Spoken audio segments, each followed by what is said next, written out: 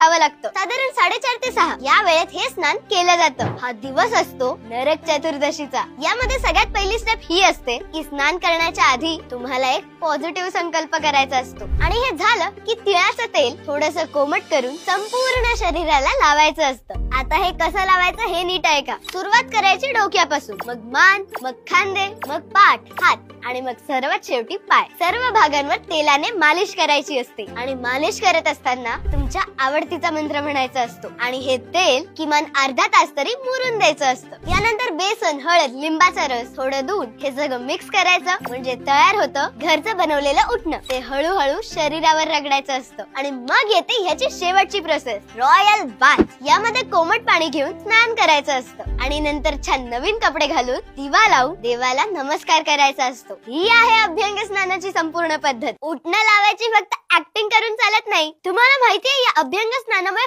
काय काय फायदे होतात? या स्नानामुळे आपली लिम्फॅथेटिक सिस्टम ऍक्टिव्ह होते, सगळे टॉक्सिन्स बाहेर पडतात, बॉडी डिटॉक्स होते, त्वचा ग्लो करते, सगळ्यात महत्त्वाचं म्हणजे शरीरावरची सगळी धूळ आणि डेड स्किन निघून जाते आणि मग स्किनवर नॅचरल ग्लो येतो। कसली रॉयल अंघोळ आहे राव ही। चला आता हा व्हिडिओ माझ्या